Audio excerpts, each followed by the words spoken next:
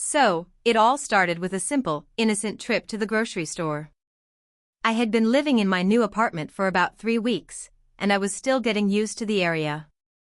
I had decided to get my weekly shopping done, and finally, after weeks of procrastinating, I figured it was time to make a nice dinner for myself. I was determined to be an adult and cook a decent meal rather than living off instant noodles and frozen pizza. I grabbed my reusable shopping bags and headed to the store, just a few blocks away. It was a pretty small, local grocery store, nothing fancy. I was trying to keep it simple: chicken, vegetables, and maybe a nice bottle of wine. Nothing too ambitious, just enough to impress myself. After a bit of wandering through the aisles, I ended up with everything I needed and headed to the self-checkout. As I was scanning my items, I noticed an older man walking by and giving me an odd look. I didn't think much of it at first, but I couldn't shake the feeling that something was off. Maybe he thought I was a thief, or maybe I just had that kind of face that invites suspicion. Either way, I paid and quickly grabbed my bags, eager to leave. On the way out, I was caught off guard by the old man again. He was standing near the exit, almost like he was waiting for me. As I passed by, he leaned in and whispered, "I know what you did." Naturally, I froze. What did he mean? I didn't even know this guy. Was he threatening me? Was I about to get caught up in something I didn't understand? My heart raced as I tried to figure out what he was talking about. I walked a little faster, but as I stepped outside, I heard him call out from behind me. "You should be more careful next time." That's when I realized something. My grocery bags had started to feel a little heavier. I glanced down and immediately froze. One of my reusable bags was slightly open, and a small, wriggling movement inside caught my attention. I looked closer. It wasn't just any movement. There was a live, squirming, furry animal inside my bag. Now, let me backtrack a bit. When I first started shopping, I had seen some boxes of pet food near the back of the store. They had this cute kitten on the packaging, and for a second, I thought about getting a bag of treats for a friend's cat. I remember briefly glancing at the boxes, but I never actually put anything in my cart. Or so I thought. But now, with the bag in my hand and the mysterious movement inside, I was beginning to panic. I carefully set the bag down on the sidewalk and gingerly opened it. My stomach dropped as I saw a tiny, squirming kitten inside. It was meowing frantically, clearly scared, and trying to wriggle its way out of the bag. I don't even know how I was supposed to feel at that moment. Shocked? Mortified? Amused? I just stood there, frozen in place, staring at the poor little creature. How did I manage to accidentally steal a kitten? How did it even fit in my bag without me noticing? Was I a criminal now? I looked around in a daze, wondering if anyone was watching, and to my horror, I saw the same older man from earlier. He was still standing by the store entrance, watching me intently. His eyes narrowed as if he knew exactly what had just happened. I felt a heat rush to my face, and I knew I had to act fast. With shaking hands, I scooped the kitten out of the bag and held it at arm's length, as though it might suddenly turn into some sort of crime scene evidence. The kitten meowed loudly and squirmed in my hands, and I immediately started to apologize to it in a panic. "I'm so sorry, little guy. I didn't mean to steal you. I don't even know how this happened. This is not what I signed up for." The kitten, however, didn't care about my guilt-ridden ramblings. It just wanted to be safe. It wriggled in my hands, desperate to get down and explore its new surroundings. And then the most unexpected thing happened. The man from earlier came over to me. He had a peculiar look on his face. It wasn't anger, but it wasn't kindness either. It was more like he was confused. "You have a kitten," he said, in a tone that felt both baffled and disappointed at the same time. "Yeah, I know," I said, my voice still shaky. "I don't know how / I didn't. I wasn't trying to," the man waved me off. No. It's not about that. You don't know how that kitten got in your bag? Seriously? I just stared at him, still holding the kitten like it was some fragile thing. My mind was racing. What was he getting at? What was happening? The man sighed, rubbing his forehead. You really need to pay attention, kid. At this point, I was just about done. I was too embarrassed to ask any more questions, and I certainly didn't want to deal with whatever this old guy was trying to imply. I could only stand there, confused and red-faced. Listen, the man said after a long pause, this happens all the time here. People accidentally steal kittens. It's a bit of a problem, actually. I blinked. Wait, what? Oh yeah, he continued, looking almost nostalgic now. Every now and then, the store gets shipments of pet food, and the boxes are stacked too close to the pet section. Kittens slip inside them sometimes. Usually, people don't even notice until they get home or, until they're out here. It's a whole thing. I just stared at him, unable to fully comprehend what he was saying. He couldn't be serious. Kittens just fell into people's bags all the time? How had I not heard about this before? So, what, you just take them back? I asked weakly. The man chuckled, his demeanor softening just a little. Yeah, you'd think so, but nope. Most people just keep them. It's a weird thing. No one wants to admit they accidentally stole a kitten. At that moment, the situation hit me all at once. I had somehow managed to steal a kitten, without even realizing it, and now I was standing in front of a complete stranger who, apparently, had seen this happen more times than he could count. I looked down at the kitten, still wriggling in my arms, and sighed. What the hell was I going to do now? Well, the man said, it's your kitten now. Just make sure you give it a good home. I couldn't believe what I was hearing. Somehow, this odd sequence of events had led to me becoming an accidental cat owner. I didn't know whether to laugh or cry, but I decided to just go with it. I thanked the man awkwardly, and he nodded as if he was used to this happening to people all the time. I left the store, still in shock, and walked home with the kitten. As I opened the door to my apartment, I felt a sense of responsibility wash over me. I had no idea how to take care of a kitten, but I was now its owner. And that's how I ended up with a cat I didn't mean to steal, all because a bunch of kittens decided to hide in bags at a grocery store. So yeah, TIFU by accidentally becoming a cat thief. If you enjoyed the video, don't forget to leave a like and subscribe to the channel. It helps the content grow and motivates me to create even more great videos. Turn on notifications so you don't miss any new uploads. By the way, I'm curious, when do you usually watch my videos? While working, studying, or just relaxing at home?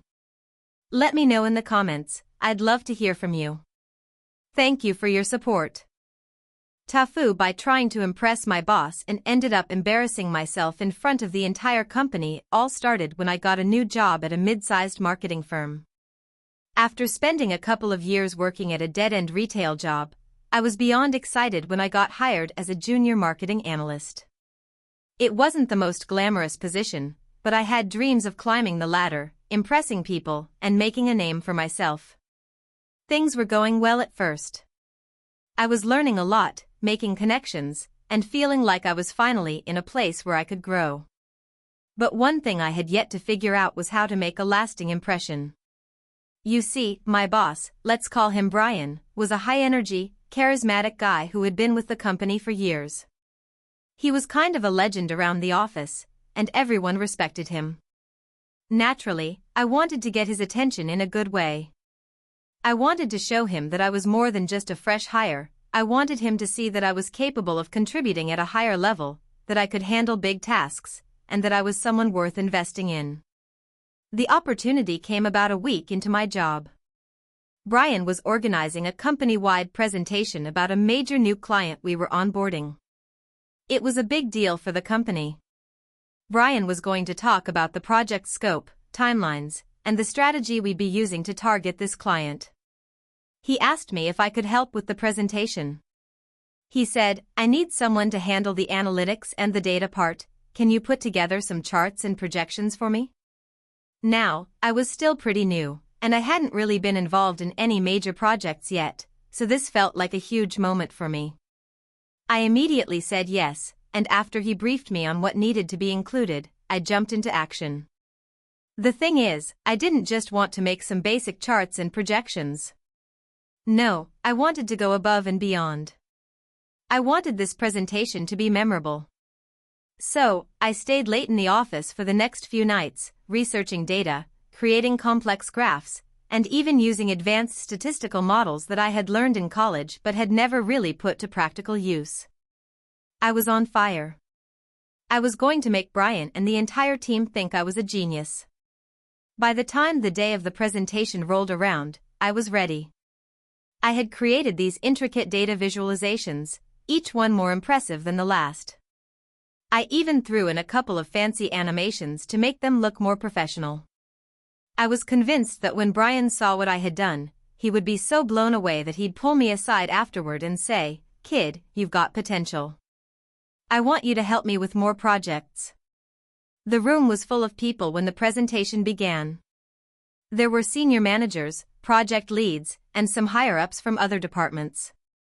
Everyone was sitting around a conference table, chatting, sipping coffee, and checking their phones as Brian walked in.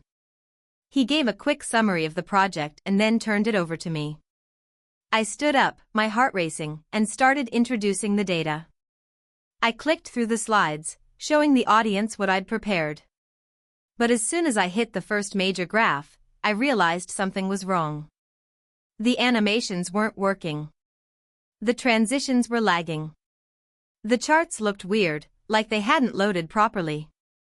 I could hear the faint sound of people shuffling in their seats, trying to understand what was going on. I paused for a second, trying to cover it up. Just a second, I'm working through some technical issues, I said, forcing a laugh. But inside, my stomach was in knots. I tried to keep going, clicking through slides quickly, hoping it would resolve itself. But things only got worse.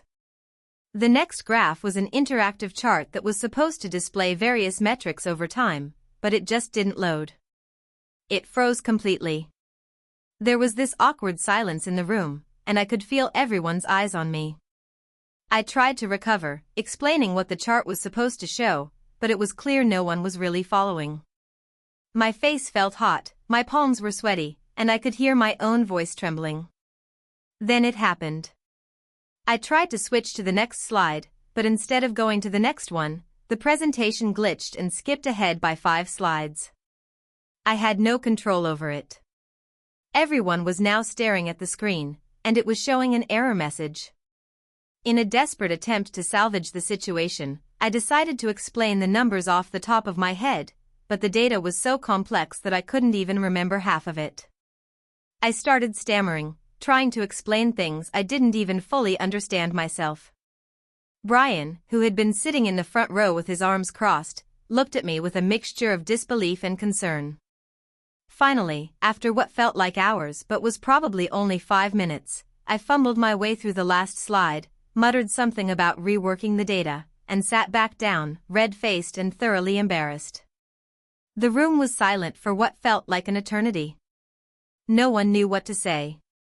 Brian cleared his throat and started talking about the importance of ensuring all technical aspects are double-checked before a presentation, his voice sounding more strained than usual. He then gave the floor to someone else, and the meeting moved on. But that was far from the worst part.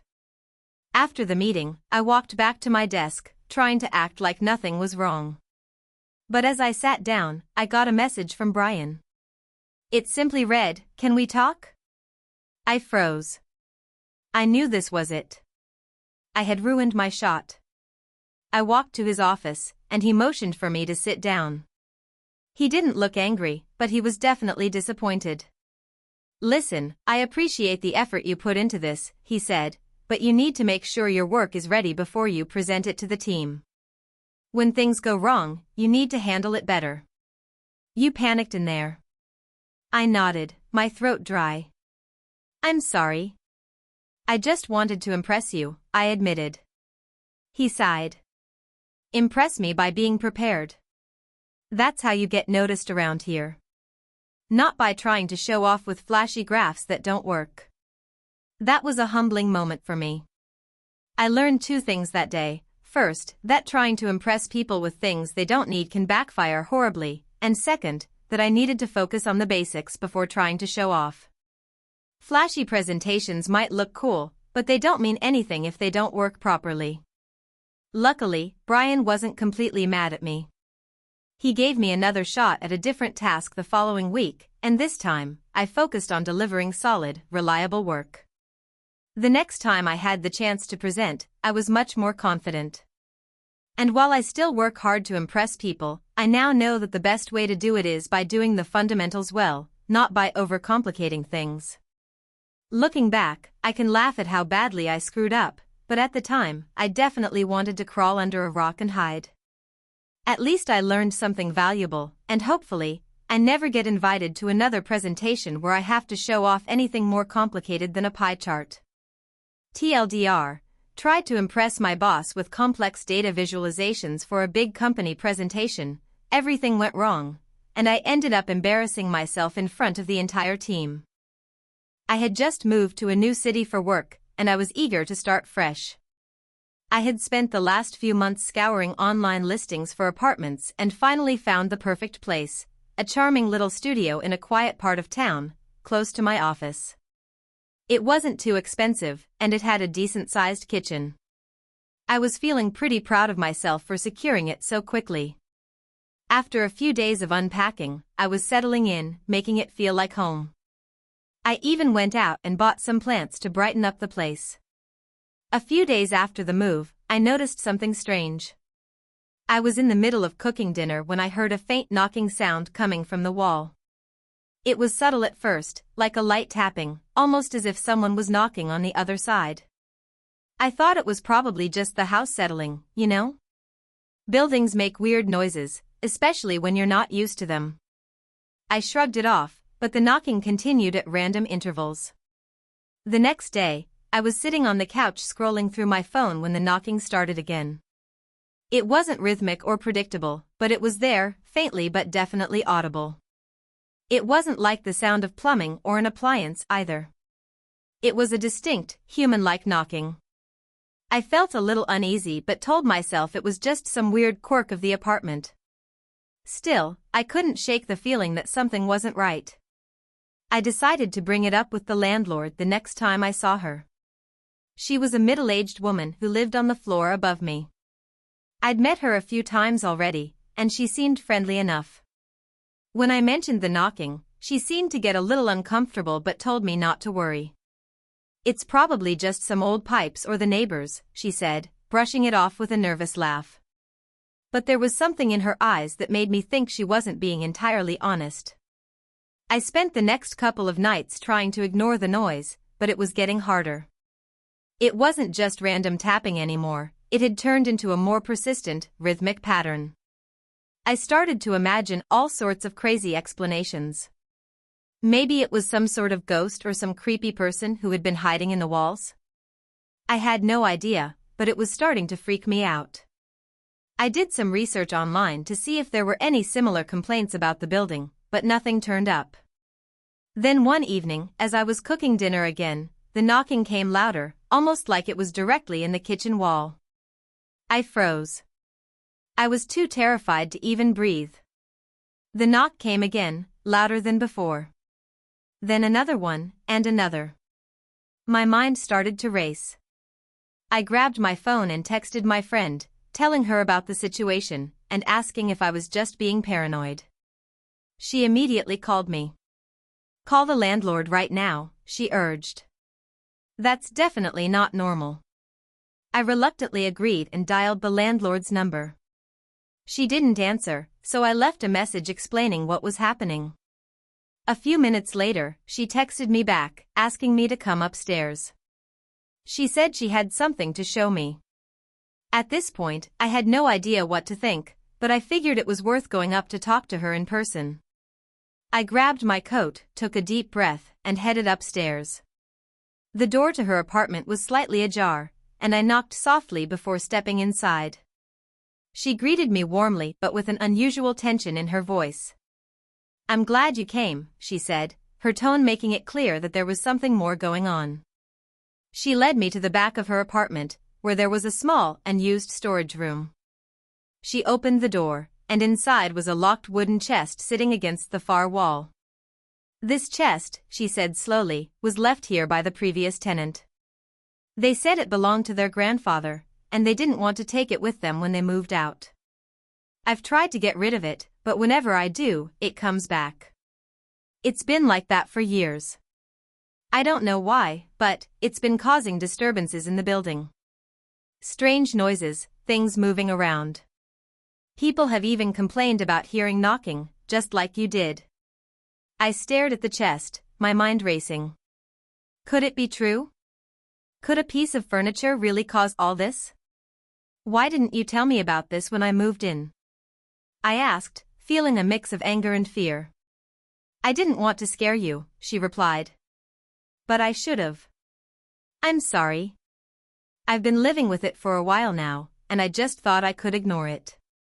She explained that she had tried everything from moving it around the apartment to even hiding it in the basement, but no matter where it went, the knocking would follow.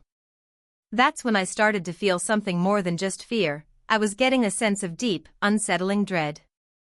It didn't make sense. How could an old chest cause all this? Was it haunted? Was there something trapped inside?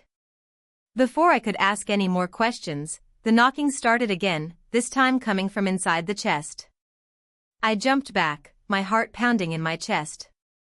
The sound was unmistakable. It was loud, frantic, and almost like a cry for help. The landlord looked at me, her eyes wide with fear. "I don't know what's inside," she whispered. "But I think it's time to deal with it." I had no idea what she meant by that, but I wasn't about to stick around to find out. My instincts screamed at me to get out, to never come near that chest again. I rushed out of the apartment, leaving the landlord standing in the doorway. I've been staying at a friend's place ever since. I'm not sure what happened with that chest, and I don't want to know. I've heard rumors from neighbors that the landlord finally had to hire some sort of professional to deal with it, but the noise never stopped. It seems like whatever's in that chest is just waiting. I don't know what I would have done if I hadn't gone upstairs to talk to her. If I had stayed in that apartment, who knows what would have happened next? All I know is, I'm never going back to that place. And to anyone thinking about moving into an old building, I'd say this: trust your instincts. If something feels off, there's probably a good reason for it. Trust me on that. TIFU, by accidentally ruining my best friend's wedding. So, this happened a couple of weeks ago, and I still can't stop cringing every time I think about it. I'm honestly surprised I'm still friends with the couple after everything that went down. But here's how it all went down. I've known Rachel and Tom for over 10 years. Rachel and I met in college, and we hit it off immediately. We bonded over everything, from our love of the same TV shows to our similar sense of humor. She's the kind of person who's always there for you no matter what, and I knew I would be in her wedding party if she ever got married. Tom is a great guy too. I've always liked him, and I'm happy that they found each other. So when Rachel asked me to be her maid of honor, I was absolutely thrilled. Fast forward to the wedding day. It's an outdoor ceremony at a beautiful vineyard. Everything is perfect. Rachel looks absolutely stunning in her dress, the sun is shining, and there's this soft breeze. It's like something out of a fairy tale. But as much as everything seems perfect, there's one thing I completely overlooked: I was in charge of the wedding toast. Now, I've given speeches before. I'm not a professional by any means, but I've never had trouble speaking in front of a crowd. But this was different. It was my best friend's wedding, and the pressure was on. I spent weeks preparing what I thought was the perfect speech, something emotional, heartfelt, and funny. You know, the kind of toast that makes everyone laugh, cry a little, and then raise a glass to the happy couple. The ceremony was beautiful. Everything went smoothly. And then, it was time for the reception. The whole party moves inside the tent where everyone's sitting down, ready for dinner and drinks. As the maid of honor, I was supposed to give my toast before the meal. I stand up, glass in hand, and the whole room goes quiet, waiting for me to say my piece. Now, here's where the first mistake happens. The nerves hit me. I can feel my heart pounding in my chest. I take a deep breath, give a smile, and start with something simple. Rachel and Tom, you two are amazing, but the nerves don't stop there. They just keep coming. So I decide to take a sip of wine to calm myself down. Big mistake. The wine immediately goes down the wrong way, and I start coughing uncontrollably. It's loud. Really loud. Everyone is watching me. I'm pretty sure I turned red, but I try to power through. Finally, I clear my throat and apologize, saying, well, I guess I got a little too excited there. The crowd laughs, and I take a moment to compose myself. But now I'm completely rattled. The plan was to deliver a heartfelt and emotional speech, but the nerves have me thrown off course. So, I'm improvising now, trying to get back on track. Rachel, I remember when you first told me about Tom. You were so excited, and I could see right away that he was the one for you, I say. It was obvious. Like, really obvious. He's the best thing that ever happened to you. And then, for reasons I'll never fully understand, my brain just kind of shut off, and I blurt out, and Tom, well, you're a pretty good catch, too. I guess. But honestly, I'm just glad you're not a total douchebag like some of the other guys she's dated. So, thanks for that. The room goes silent.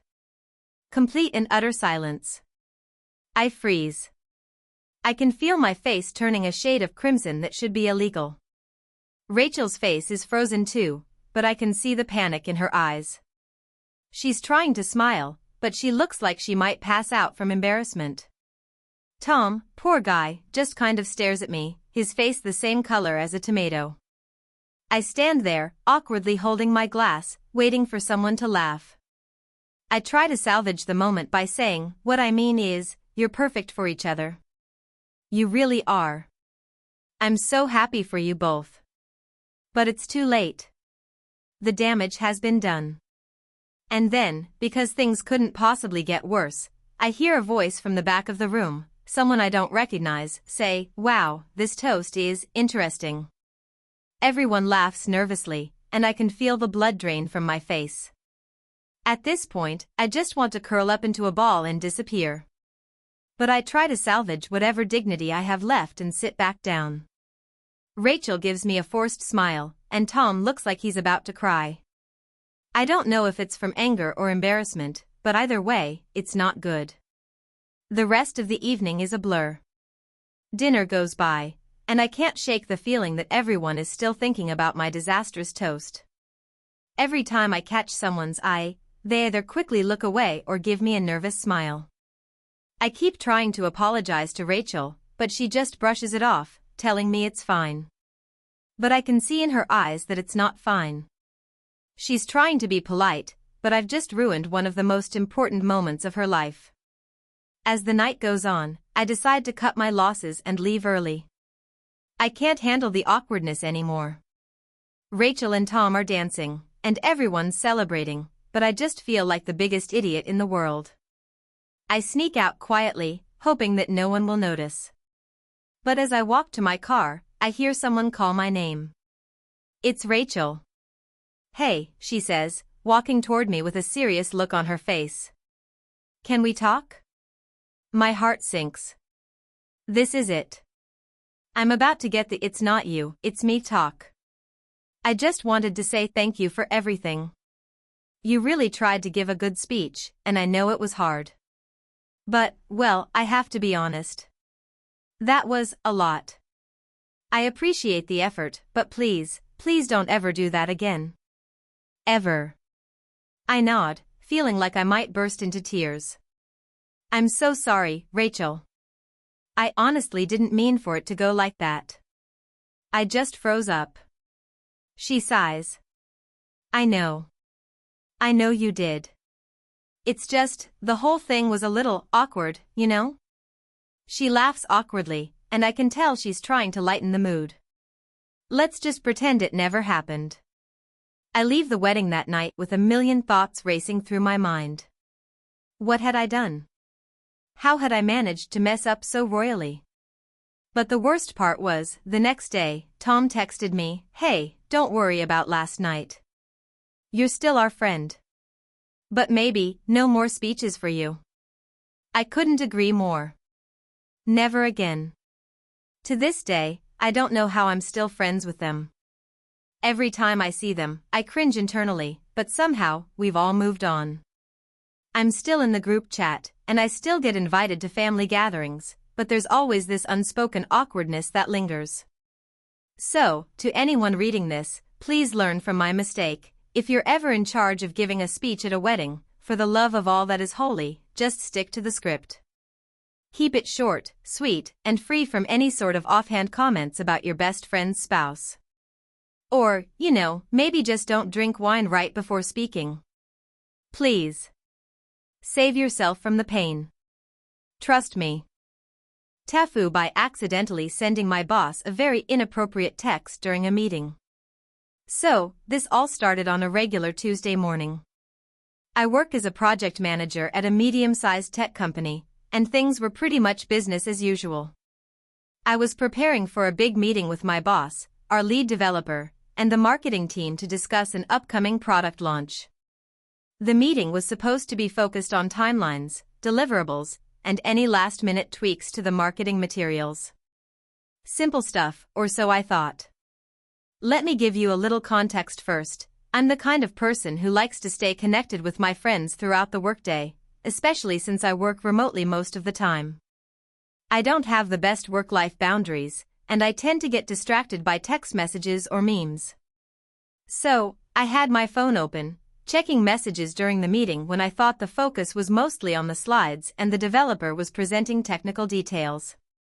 Everyone seemed to be in deep conversation, and I figured no one would notice if I quickly replied to my friend's text. Big mistake. A few minutes before the meeting, I had been texting my best friend about a funny incident that happened at the bar the night before. Long story short, I had a small argument with my ex, who was also at the bar, and a random guy ended up defending me. It was all very chaotic, but ultimately hilarious. My friend sent me a message about how it sounded like I had a new sugar daddy because the guy was super rich and gave me free drinks all night. I was in the middle of typing a reply when the meeting started. Here's where it gets bad. As the meeting progressed, I got a new message from her, and in the heat of the moment, I just casually replied with something like, "Yeah, totally." He was like, "You don't have to pay for anything. I'm your sugar daddy now," but I think he meant it in a joking way. I was pretty proud of how funny and clever I was being and didn't think too much of it. But right after hitting send, I realized that my phone had not been on vibrate, and the message sound was clearly audible in the meeting room. Immediately, I saw my boss glance down at his phone with a frown, but I didn't think much of it until I saw his expression shift into something between concern and confusion. He raised an eyebrow and looked at me like he was waiting for something. That's when it hit me. I had sent the text to my boss instead of my friend. My stomach dropped. I froze, absolutely paralyzed by what I had just done. I could feel the heat rising in my cheeks. My brain was trying to process the horror, but there was no getting around it. The message had gone to the one person who absolutely did not need to see that kind of casual, inappropriate text. At that moment, the lead developer chimed in with a comment about the next stage of the project, and my boss started typing something on his phone, likely in response to the message. I knew I had mere seconds to do something, but I was in full panic mode. I attempted to cover it up by pretending nothing was happening and immediately grabbed my phone to delete the message. But here's the thing, I'd forgotten that we use a work messaging app that syncs across devices. Not only had the message appeared on my boss's phone, but it was also visible on my work laptop, which I had left open at the meeting table. My heart sank further as I realized that not only had I sent the text to my boss, but it was now visible to the entire team. In an attempt to save face, I decided to pretend everything was normal. I acted like I didn't see the message, but of course, that only made it worse. My boss looked at me, paused for a moment, and then simply said, "I think we need to have a discussion after this meeting." I almost choked on my own saliva. "Sure.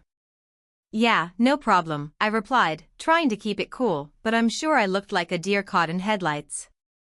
After what felt like an eternity, the meeting finally wrapped up. As everyone started to leave, I quickly gathered my things and went straight to my boss's office, dreading what was about to happen. I was sweating bullets by the time I walked in, and my palms were clammy. He asked me to sit down, and I tried to act casual, but I was internally screaming. My boss then asked, "So, I noticed you sent me a message about being someone's sugar baby. I just want to clarify, was that meant for me?" I couldn't even look him in the eye. I muttered, I'm really sorry about that. I meant to send that to a friend. It was a joke. A really bad joke. I didn't mean for you to see it." He paused for a moment and then gave me the longest, most awkward stare I've ever received in my life. Finally, he sighed and said, "I'm just gonna be real with you, this is incredibly unprofessional. But, it happens. You need to be more careful. We've all made mistakes, but I need you to take this seriously and focus on keeping work and personal life separate." I nodded rapidly, feeling like an idiot, but also slightly relieved that he wasn't going to fire me on the spot. The awkward silence dragged on for a while, but eventually, he dismissed me with a quick, "Let's just move forward. Please be more mindful in the future." I walked out of his office, feeling like a complete fool. The worst part? A few days later, the team started making light-hearted comments like, "Oh, looks like we've got a sugar baby in the office." They didn't mean any harm, but every time they said it, I wanted to die a little inside. So, yeah, that's how I accidentally sent my boss a text about being someone's sugar baby. It's one of the most embarrassing things that's ever happened to me at work, and I've learned my lesson. From now on, I will be triple-checking who I send texts to during meetings. And I guess I'll be a little more professional when it comes to responding to memes. To anyone else who's about to make the same mistake, don't. Just don't. It's not worth it. Also, if my boss is reading this, sorry again. It all started a few months ago when my best friend, Emily, got engaged. We'd been friends since we were kids, and I've always thought of her as a sister. So, when she got engaged to Mark, I was beyond excited for her. I immediately jumped into full bridesmaid mode to help with the wedding planning. The two of them were a perfect couple. Mark was charming, funny, and, most importantly, completely head over heels for Emily. Everyone loved him. The wedding was set for the weekend of Memorial Day. Emily had dreamed of a big, beautiful ceremony at a lovely venue about 45 minutes outside of town. The entire thing was well organized, and Emily had spared no expense. Every detail was planned out to the last inch, from the flowers to the cake to the music playlist. I couldn't wait to see how everything would come together. I was a bridesmaid, which meant I had my own list of responsibilities. I was in charge of organizing the morning of the wedding, getting the bridesmaids ready, and making sure the bride had everything she needed. I thought it was going to be a typical wedding day, with everyone rushing around in excitement and trying to keep things on track. But of course, like most weddings, things didn't go quite according to plan. The morning of the wedding, I was running around like a chicken with my head cut off. I was helping the other bridesmaids get dressed, fluffing Emily's dress, checking the time, and making sure everyone had everything they needed. By noon, everything was finally starting to come together. But, of course, I had one task left, to send out a group text to a few people. Now, here's where the first mistake happened. At this point, I had sent a few text messages throughout the day to various people, confirming schedules and updating the team. For some reason, I also had a group text going on with the guys, Mark, the groom, and a couple of his friends. We were all friends, so we had a group chat where we'd talk about random stuff. So, there I was, standing in the bridal suite, typing out a quick message to the guys. I needed to let Mark know when he could expect us to be ready for the ceremony, and when he should get in place. Simple enough, right? But as I was finishing up, my phone buzzed with a message from my cousin, who had been texting me earlier about something unrelated. Without thinking, I switched to that conversation, replied to her message, and then quickly returned to the group chat to send the last message about the ceremony. I thought I'd sent the message to the right group, but I had made a major mistake. In the middle of all the chaos, I had accidentally sent a message intended for my cousin, something totally unrelated, to the guys' group chat instead. The message I accidentally sent read, "I'm so sorry, I can't believe I'm actually going to do this. I know you're my best friend and everything, but I just don't think I can go through with it. Please forgive me." A simple typo in that moment turned my world upside down. Now, to give you some context, Emily and I had a long-running joke where we'd occasionally talk about how things could go horribly wrong at weddings. For some reason, I had made the terrible decision to joke around with my cousin earlier in the day about my feelings on the wedding. She had joked about how stressful the whole thing seemed, and I half-heartedly responded, "I know, I just feel like I can't go through with this. What if we're making a huge mistake?" It was dumb and completely in jest. But that was the message I accidentally sent to Mark and the groomsmen. At first, I didn't realize what had happened. I continued to hustle around getting things ready, and everything seemed fine until a few minutes later when my phone buzzed again. This time, I saw a series of messages flooding in from the guys. "Mark, wait, what the hell? What do you mean you can't go through with it? Are you backing out? Is Emily okay? One of his friends, what's going on? Are you having second thoughts? This is supposed to be a big day. Another friend, is this a joke? Dude, don't do this right before the wedding, please." Panic set in immediately. My hands started shaking as I read through the texts. They were all freaking out. What was I supposed to say? What had I even done? I quickly typed back, trying to explain myself. "Me, oh my God, I'm so sorry, that was for someone else. I didn't mean to send that. I swear I'm not having second thoughts about the wedding. It's just a joke with my cousin.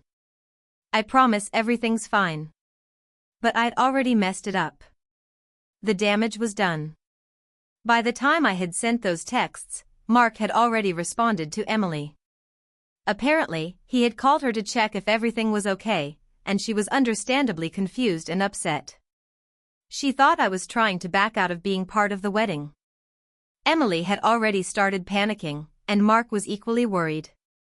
Emily wanted to cancel the ceremony, unsure if I was backing out or if something was seriously wrong. I had to rush into action. I ran into the main area where Emily and the rest of the bridal party were getting ready, out of breath and almost in tears. I explained what happened, how it was just a stupid joke and a text mix-up, but Emily wasn't having it. She had already told the coordinator to hold off on starting the ceremony. The whole wedding had come to a screeching halt. The coordinator was waiting for clarification, and Mark was visibly upset. After what felt like an eternity of explanations, apologies, and trying to convince everyone that this was just a huge misunderstanding, we were finally able to move forward. The ceremony started late, but thankfully, it went off without a hitch after that. However, to say that the rest of the wedding was awkward would be an understatement. Emily didn't speak to me much for the rest of the day. Mark kept giving me looks like he wasn't sure if he could ever forgive me. The groomsmen were making snide comments, and I felt like I had single-handedly ruined the most important day of Emily's life. I don't think I'll ever fully be forgiven for the chaos I caused that day. The wedding photos turned out great, but if you look closely, you can see that I'm a little off in every shot. I've learned my lesson though, never send a message without triple-checking the recipient. And for the love of God, never joke about not going through with a wedding, especially in a text. And that, my friends, is how I accidentally almost destroyed my best friend's wedding with a single text message. TIFU by forgetting to turn off the stove while trying to impress my girlfriend with my cooking skills. I've never been the best cook. Growing up, my mom always made the meals, and by the time I moved out for college, I'd perfected the art of making microwave popcorn and ordering pizza. Cooking felt like a daunting task, but I had one thing going for me: ambition. Or at least, I thought I did. It all started a few weeks ago when my girlfriend, Jessica, mentioned that she loved cooking and always wished she had someone to cook with. Now, I'm the type of guy who tries to impress people by doing things I'm terrible at, especially when it comes to my girlfriend. So, when she mentioned that she'd like a cooking partner, I thought, this is my moment. This is how I show her I'm spontaneous, thoughtful, and willing to try new things. I wanted to make a good impression. I began researching recipes, trying to find something that would seem impressive but was also manageable for someone who only knew how to boil water. After scrolling through a few food blogs and watching a few YouTube tutorials, I landed on a recipe for homemade pasta. It seemed fancy, but not overly complicated. The plan was simple: make the pasta from scratch, toss it with a creamy garlic sauce, and add grilled chicken on top. It sounded amazing. Jessica was coming over for dinner that evening, and I wanted everything to be perfect. I went to the store earlier that day, bought all the ingredients, and made sure I had everything I needed. I even bought a bottle of white wine, figuring it would be a nice touch to pair with the meal. The evening arrived, and I was determined to make this the best dinner ever. I had all my ingredients laid out on the counter, and everything was going according to plan. I started by prepping the pasta dough, mixing flour, eggs, and a touch of olive oil. I was impressed with how easy it was at first. I rolled the dough out with a rolling pin and cut it into strips. So far, so good. Jessica was due to arrive in an hour, and I felt confident that I was going to pull this off. That's when I made my first mistake. I decided to get a head start on the garlic cream sauce. The recipe called for butter, garlic, cream, and a little bit of chicken broth, so I got everything going on the stove. I melted the butter, sautéed the garlic, added the cream, and watched it all bubble away.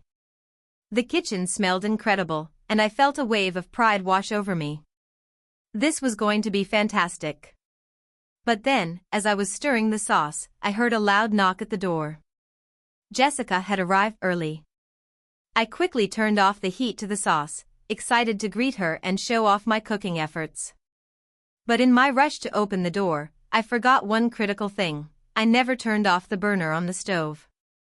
I spent the next 15 minutes chatting with Jessica, making small talk, and showing her around the apartment. I was trying to act casual, but deep down, I was thrilled that I was about to pull off this amazing dinner. Everything seemed to be going perfectly. I even poured us both a glass of wine to celebrate my apparent culinary skills.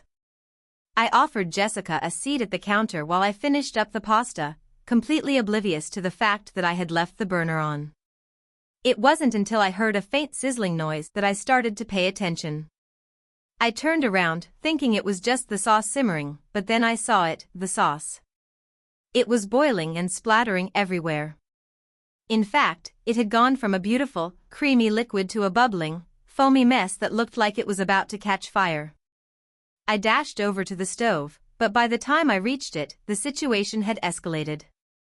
The sauce was now starting to burn on the bottom of the pan, releasing an acrid smell that was the opposite of appetizing. I frantically grabbed the pan, turned off the burner, and tried to salvage whatever was left, but it was clear that the sauce was beyond saving. Everything okay over there?" Jessica asked, peering around the corner with a look of concern. I turned around to face her, holding the ruined saucepan, the burnt smell filling the air. "Yeah, no problem. Just a little hiccup," I said, trying to play it cool. "I'm gonna throw this sauce out and make a new one." I quickly threw the burnt sauce into the sink and washed the pan. But, in my haste, I forgot that I still hadn't turned off the burner. The stove had been on for nearly 20 minutes at this point, and when I looked back, I saw that the burner was glowing a bright red. Jessica had been watching me in confusion and probably wondering if I was doing okay.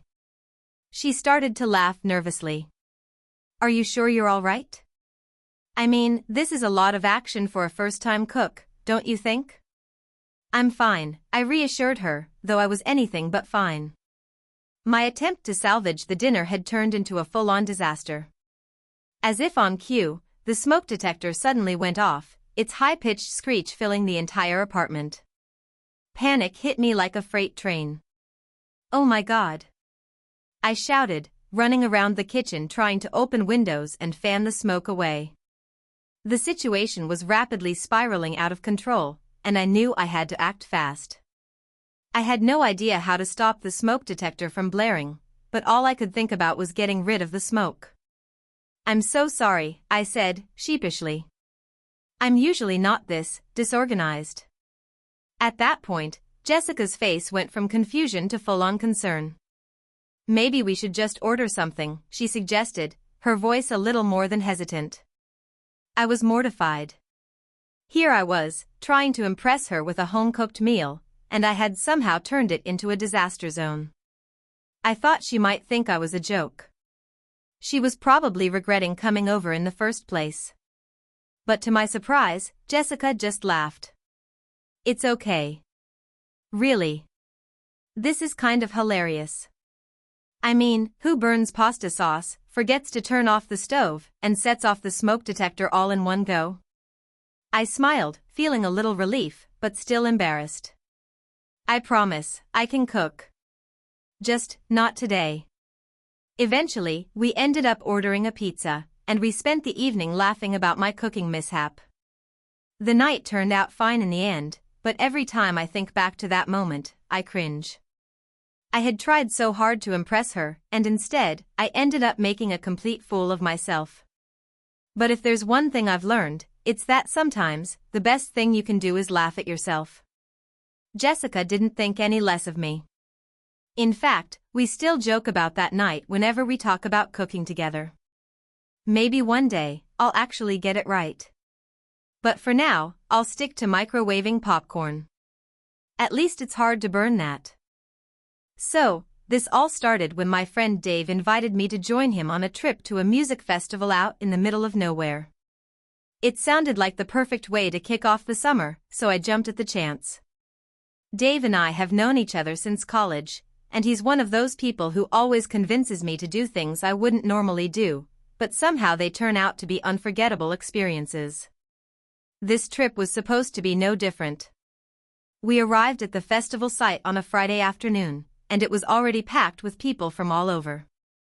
The music was loud, the vibes were high, and there was this intense, buzzing energy in the air that only a massive gathering like this can generate.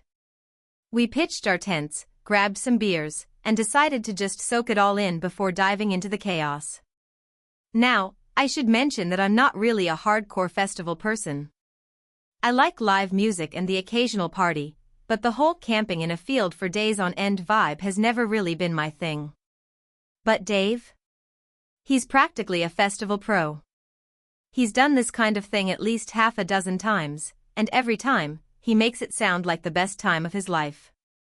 I didn't want to be the party pooper, so I tried to get into the spirit of things, even though I was feeling a little out of place. By the time the sun started setting, Dave was already a little buzzed and eager to get moving. We started heading toward the main stage to catch the first big act of the night. The crowd was huge, and the energy was contagious. People were dancing, singing along, and just generally acting like they were having the time of their lives. I started to get into it a little more, but then came the first mistake of the trip. I had forgotten to drink enough water. The heat was brutal, and I had been so focused on having fun that I didn't pay attention to my hydration. After a few beers and a few hours in the sun, I was feeling lightheaded and dehydrated.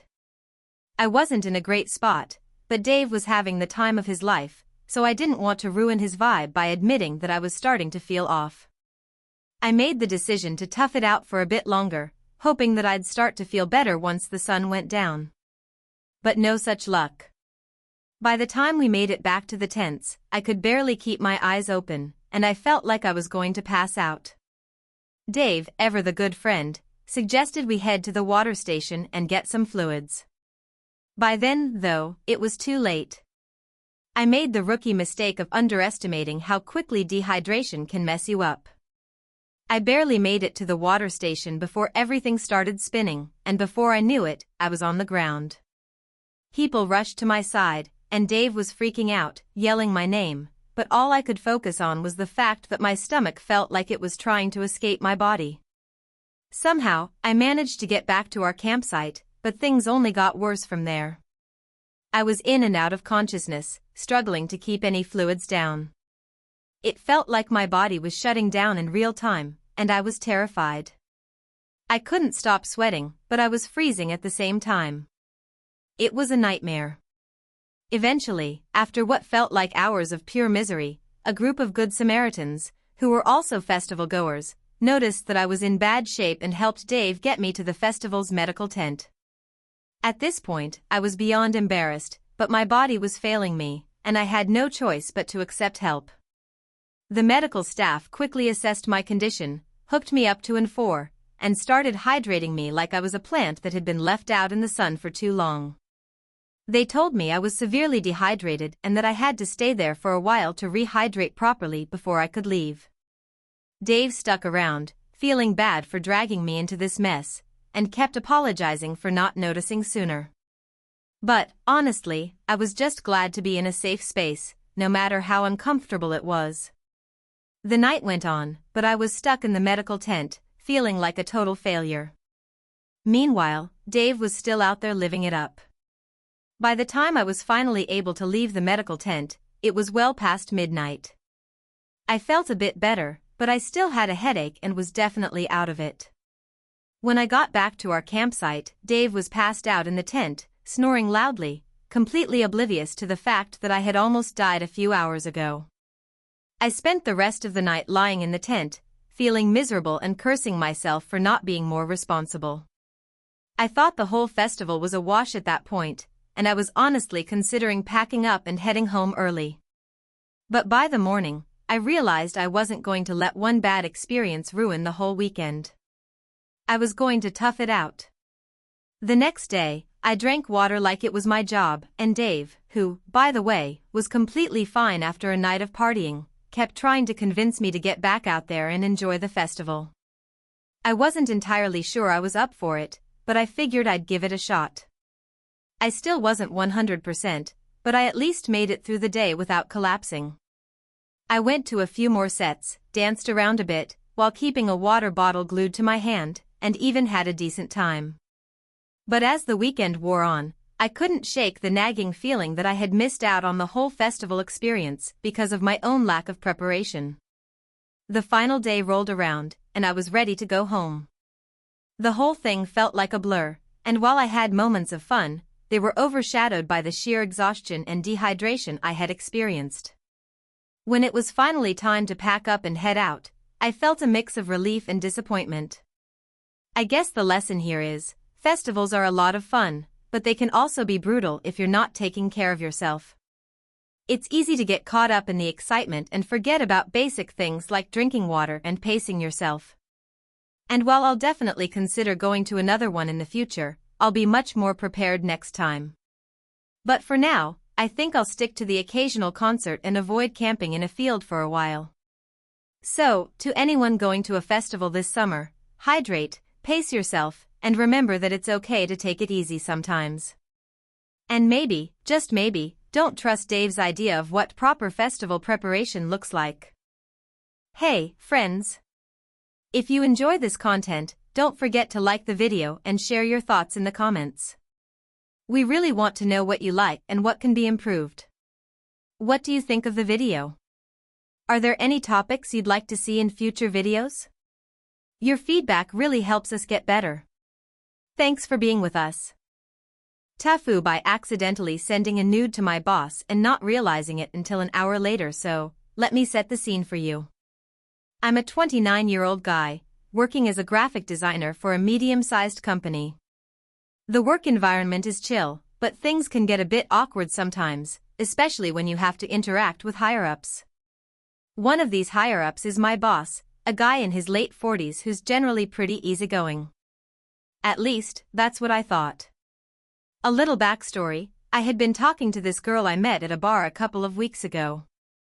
We hit it off, and after a few days of texting, we started sending some more personal messages. I had never been the type to engage in sexting, but something about her just felt different, and we were both feeling flirty. So, after a few days of light banter, things escalated. That brings us to yesterday, when the worst possible thing happened. I was in the office, sitting at my desk and trying to wrap up a project for a client. My boss had asked me to prepare a presentation for a meeting later in the day, and I was under a lot of pressure to get everything ready. As I was working, my phone buzzed in my pocket, and I saw a text from the girl I had been talking to. She had sent me a very intimate picture. My first thought? Well, it's 2025, we all know how things work by now. I was definitely interested, but I was also trying to keep my head in the game because I didn't want to screw up at work. But I couldn't help myself. I stared at the picture for a solid 30 seconds before realizing that I was still sitting at my desk, in full view of everyone. I quickly shoved my phone into my pocket, pretending that nothing had happened.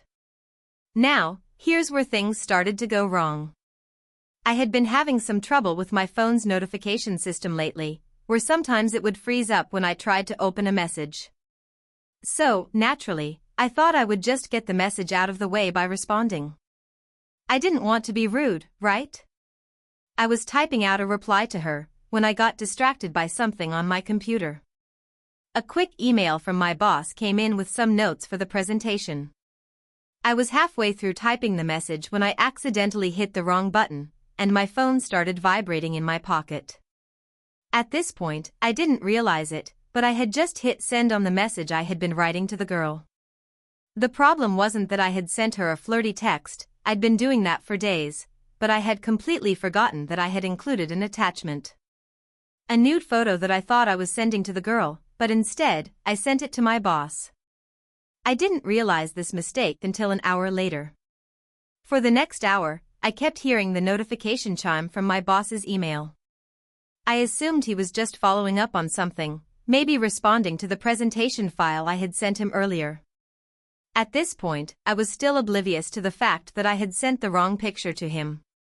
In fact, I completely forgot about the incident until my boss walked into my office.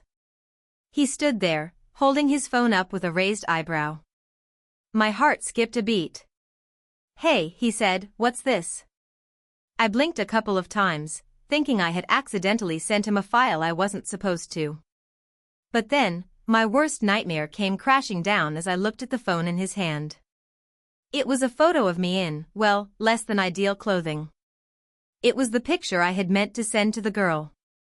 It was as embarrassing as it sounds, and I'm sure you can imagine the feeling of horror that ran through me. I was frozen for a second, not sure how to react. My boss, to his credit, didn't seem too angry. He was just confused. "This is not what I expected to see," he said with a chuckle, trying to keep the mood light. "Is this your idea of a joke?" The only thing I could do was stutter, I didn't mean to send that to you. It was meant for someone else." My face was so red I'm pretty sure it could have rivaled a tomato at that point. He raised an eyebrow again, then gave me a slightly awkward smile. "Well, maybe next time, double-check who you're sending things to, huh?" I nodded furiously, feeling the weight of my stupidity press down on me. I was mortified, but at the same time, I was kind of relieved that he wasn't totally losing it.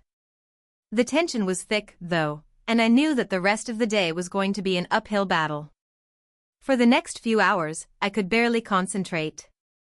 Every time my phone buzzed, I felt like my heart was about to explode. Was my boss going to bring it up in front of everyone? Was he going to report me? Would I get fired for something so ridiculous? I was practically pacing around my office, too nervous to even look at my emails.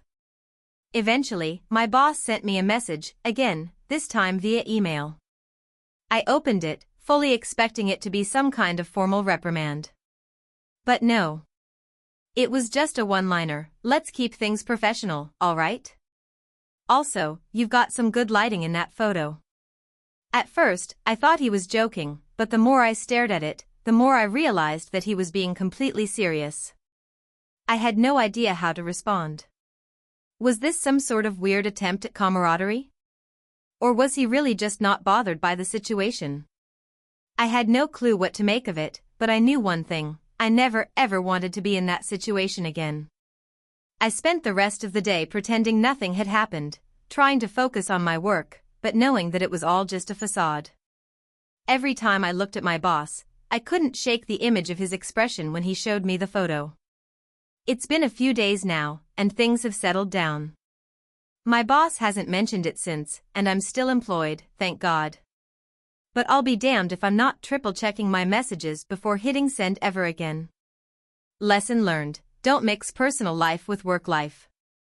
Especially when you have a tendency to be absent-minded with your phone. And, for the love of God, always, double-check the recipient before sending anything. Anyway, that's how I accidentally sent a nude to my boss and didn't realize it until an hour later. Wish me luck. So, this all started about a week ago. I had a pretty normal day lined up, with one minor errand: picking up a package from my friend Kyle's place. It was a small box, something he ordered online that he didn't want to leave out on his porch. No big deal. I figured it would take me 5 minutes, and I could be back home to relax in time for dinner. Now, I don't live far from Kyle, but my route there does take me through a quiet neighborhood that's pretty secluded. The roads are narrow, the houses are spaced out, and there's this one street that's so private that it almost feels like the residents are living in a different world. I've never had any issues with it, but it's always felt a little eerie, like something out of a horror movie. Anyway, I've never been one to overthink things, so I hopped in my car and drove over to Kyle's. When I pulled into the driveway, there was a momentary weirdness I couldn't quite shake. His front porch light was off, which is unusual, and the door was ajar. The odd thing was that I could hear faint music playing from inside the house. It wasn't loud, but enough that I could hear it when I was standing outside. I knocked a few times and called out, "Kyle? You home?" But there was no answer. The music was still playing, which was strange since Kyle is always a bit of a neat freak and would usually never leave his house like that. After a few moments of standing around, I figured he had just left and forgot to lock up. I could see the package sitting right by the door, so I went ahead and grabbed it, planning to text him later. That's when things started to go sideways. As I turned to leave, I noticed something weird about the bushes at the corner of the yard. I didn't really get a good look at them initially, but I could have sworn I saw something move out of the corner of my eye. I was so sure of it that I stopped in my tracks. I turned back toward the bushes and nothing. Just wind, rustling branches. I told myself I was being paranoid, but the feeling was still there. I took a deep breath and told myself to stop overthinking. I wasn't about to let my imagination get the best of me. So, I turned around and made my way back to my car. That's when I heard it, a voice. At first, I couldn't tell where it was coming from, but it sounded like it was just over my shoulder. I spun around, but there was no one there. The music from Kyle's house was still playing, but now I was absolutely certain I could hear something more clearly. It sounded like someone humming softly. But this wasn't a normal hum. There was something off about it, something that made the hairs on the back of my neck stand up. It wasn't even a melody, just a faint buzzing sound. I was officially freaked out. I hopped in my car, slammed the door, and took off down the street. For some reason, I couldn't shake the feeling that something was wrong. I kept checking my rearview mirror, half expecting to see someone following me, but there was nothing there. Still, the unease lingered, gnawing at me. When I got home, I tried to go about my evening as usual. I ate dinner, watched a little TV, and did a couple of chores around the house. But I couldn't stop thinking about what had happened at Kyle's place. The odd door, the strange hum, the movement in the bushes.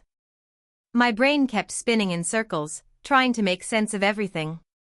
I convinced myself it was probably just an overactive imagination, but I still couldn't shake the feeling that something was off. Later that night, I sent Kyle a text, casually mentioning that I picked up the package for him. He responded a few minutes later, but what he said made my blood run cold. "Wait, did you go into the house?" I didn't leave the door open. I stared at my phone for a good minute, processing what he had just said. What do you mean?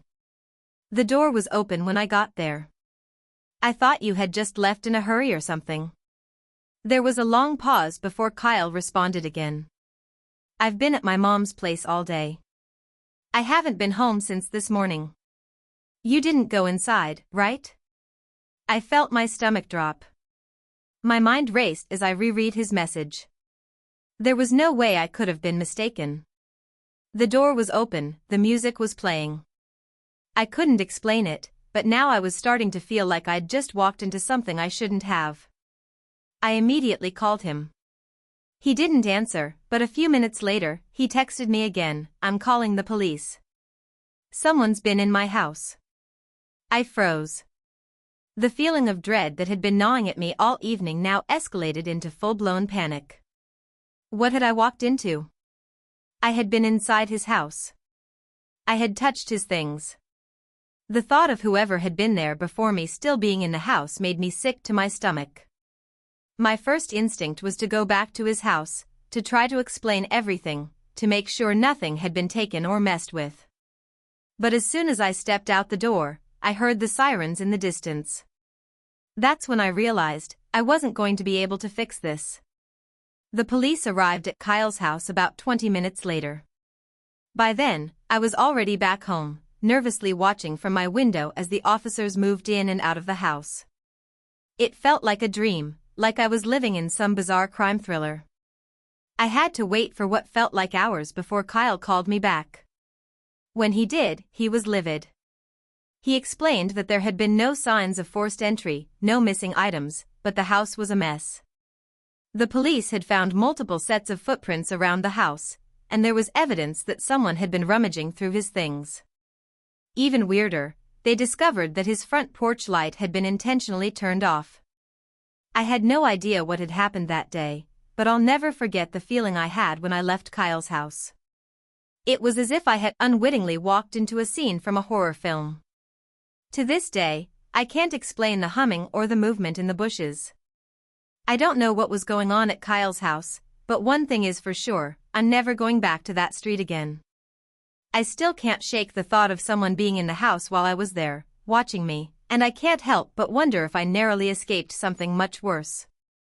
Moral of the story, trust your instincts. If a situation feels off, don't ignore it. Even if you think you're just overreacting, something could be lurking around the corner that you won't be able to explain away. And Kyle, if you're reading this, sorry for freaking out, but I'm definitely not coming over to pick up any more packages. This story begins with a standard, boring Saturday morning. I had just woken up after a long work week, and I was looking forward to a quiet day of playing video games and maybe ordering some pizza. Nothing special, just the way I liked it.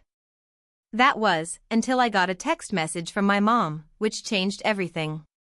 My mom, always the optimist, was very excited about something, and her message had a tone of urgency I couldn't ignore. She wrote, "Hey honey, I've got a surprise for you. We've got a new neighbor, and I thought it would be nice to invite them over for dinner tonight. It's been too long since we had a family gathering, and I thought this could be a great opportunity to get to know them. What do you think?" I groaned inwardly. It wasn't that I didn't like spending time with family, I just wasn't in the mood for it. The thought of meeting a random stranger, especially on my precious day off, didn't sound appealing. But I didn't want to disappoint my mom, so I reluctantly replied, "Sure, Mom. I'll be there." Fast forward a few hours, and I found myself driving to my childhood home, already wishing I had stayed in bed. My mom's house was just as I remembered it, comfortably lived in, with the smell of fresh cookies in the air and the familiar creak of the wooden floors. When I entered, I could hear my mom chatting away in the kitchen with the new neighbor, a man named Steve. As I walked in, my mom turned to me and smiled brightly. "This is Steve," she said enthusiastically, introducing me to a man in his mid-40s who looked like he could have been my dad's younger brother. He had the classic dad vibes, khakis, a polo shirt, and a friendly, though slightly nervous, smile. He seemed perfectly harmless, but I could already feel myself growing uncomfortable. "Nice to meet you, Steve," I said, extending my hand. Steve shook it firmly. "Nice to meet you too. Your mom has told me so much about you." That statement immediately made me uneasy. I wasn't sure if it was just me being paranoid, but it seemed like something was off. I had no idea who this guy was or how my mom knew him so well, and frankly, I wasn't in the mood to probe. After a few awkward exchanges, I excused myself to the living room to plop down on the couch, hoping to avoid any further awkward small talk. After a while, dinner was ready. We sat around the dining table, and I couldn't help but feel a sense of dread build inside me. I was starving, but I was also weirdly tense. The food was great, and my mom's cooking was as good as ever, but Steve's presence was odd. He was friendly enough, but there was something in the way he spoke. His mannerisms were a little too rehearsed, his laughter just a little too loud. It was like he was trying really hard to be liked. The whole evening felt a little forced, and I found myself retreating into my thoughts as the conversation went on. That's when it happened. Steve started talking about his job. He worked as an IT consultant, and while that in itself wasn't alarming, the way he described his clients began to sound increasingly strange. "You wouldn't believe the number of strange requests I get from companies," he said, his tone lowering to something a little more serious. "Like, last week, I had a company ask me to set up a secure server for well, let's just say, a high-risk project. It was one of the most bizarre things I've ever been involved with." I wasn't sure if it was just the wine kicking in or if Steve's words were genuinely making me uncomfortable, but I found myself looking up at him more intently. "What kind of project are you talking about?" Steve grinned in a way that was just a little too wide, like he knew something I didn't. "Oh, nothing you would understand," he replied vaguely, then quickly changed the subject. For the next hour, the conversation drifted to other topics, but I couldn't shake the feeling that there was something off about Steve. I found myself sneaking glances at him when I thought no one was looking. At one point, I excused myself to go to the bathroom. As I was walking past the kitchen, I heard my mom and Steve talking in hushed tones. "You're sure this is the right time?" my mom asked. Steve responded, his voice low but clear enough for me to hear. "It's all set up. We're just waiting for the right moment to strike.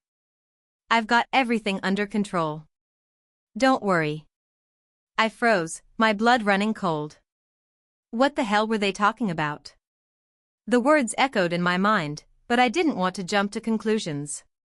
I quickly made my way back to the bathroom, trying to process what I had just heard. When I returned to the dining room, I tried to act normal, though my mind was racing. I was more than a little freaked out. Dinner continued, but I was barely listening. My mom was chatting away, Steve was telling yet another story about his weird clients, and I felt like I was in some sort of weird suspense thriller, just waiting for something to go terribly wrong. Finally, after what felt like an eternity, the evening wound down.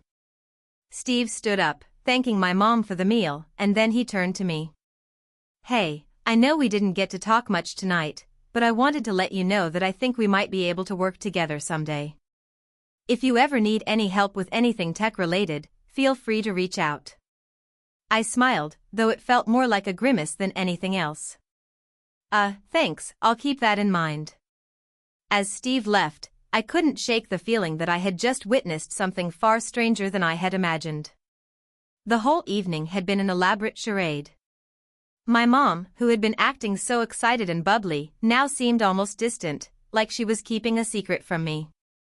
I didn't know what was going on, but I knew one thing for sure: there was no way I was letting my guard down with Steve. When I got home that night, I did what any reasonable person would do: I Googled him.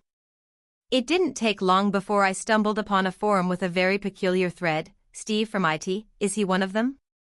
My heart skipped a beat. Apparently, Steve wasn't just a consultant, he was linked to a number of highly questionable activities, from data manipulation to conspiracy theories. The more I read, the more unsettling it became.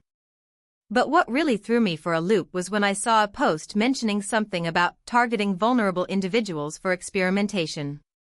My stomach churned as I realized that Steve was not just a harmless neighbor. He was part of something much larger, something sinister. I'm not sure what my mom got herself into, but I can't shake the feeling that I've only scratched the surface of whatever weirdness is going on with Steve. The more I think about it, the more convinced I become that I've just stumbled into the middle of some kind of bizarre secret operation. The only thing I know for sure is that I need to stay away from Steve. And maybe my mom, too.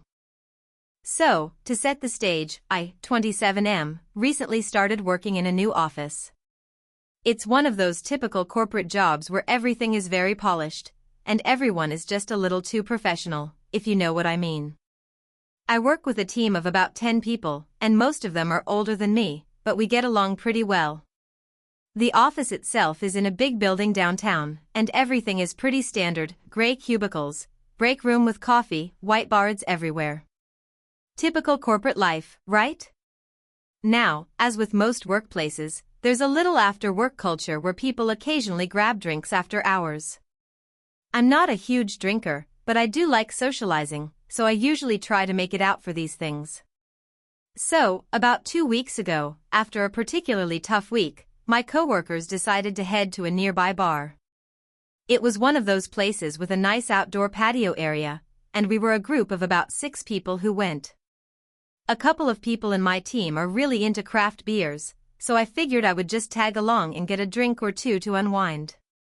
Everything was going smoothly at first.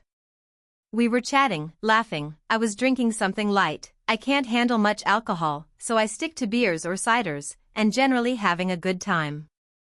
I'd say we were about an hour into the night, and I was starting to feel a little bit buzzed but not drunk, when someone suggested we play a game. Now, I'm not the type of person who enjoys playing party games, but when you're trying to bond with new coworkers, you kind of just roll with it, right? So, I agreed, and the game was something simple, just a round of Never Have I Ever. Things started innocently enough. People were sharing things like, never have I ever gone skydiving, or never have I ever eaten a whole pizza by myself. People laughed, drinks were taken, and all was good. But then it got a little weird. One of my coworkers, a woman in her early 40s named Sarah, got a little bolder. She took her turn and said, never have I ever done something super embarrassing at work. Now, I don't know about you, but in a corporate setting, I wasn't sure how to respond to that one. It felt a little too personal, you know? But people played along. Everyone took a sip except for me, because I was still pondering my answer. After all, work can be a minefield of embarrassing moments. I didn't have anything really crazy, but there was that one thing I did in front of my boss last week that was a little awkward. And honestly, the thought of sharing it didn't seem great, so I just took a sip of my drink and moved on. Then it was my turn. I had been trying to think of something funny, something that would make everyone laugh and keep the vibe light. But suddenly, a thought crossed my mind: what if I just go for the most embarrassing thing that's happened to me at work? It was a thought that, in hindsight, I really should have kept to myself. I leaned in a little and said, never have I ever accidentally sent a completely inappropriate email to the whole company. I immediately regretted it the moment the words left my mouth. The whole table went quiet. Sarah raised an eyebrow. Everyone else looked either shocked or confused. I couldn't tell. For a moment, I thought maybe I had accidentally revealed some deep, dark secret of mine. But then I realized I had. You see, just a week before, I had done exactly that. I had meant to send a somewhat risque meme to a friend who also works in the office, but, in a moment of confusion, I had clicked the wrong contact. Instead of sending it to my friend, I sent it to the entire company. And by entire company, I mean all 300 employees. There I was, sitting in my cubicle, minding my own business, when suddenly my inbox started blowing up. I had sent a meme of a cat with the caption, when the boss gives you that look and you know you're about to get fired, but you just don't care anymore. I hadn't even realized what I had done until the first response popped into my inbox: this is hilarious. Then another: this made my morning. And then the floodgates opened. The meme was shared, replied to, and soon my inbox was full of responses, all from coworkers across different departments, some of them very senior staff. To make matters worse, the meme was kind of crass. It wasn't just a cute cat picture, it had an expletive in it. The kind of thing you wouldn't want your boss or any of the higher-ups to see, let alone the entire office. I had somehow managed to become that guy in the company, the one who made a huge, embarrassing mistake that everyone would remember. But I hadn't even realized it had gone that far until later when HR called me in for a chat.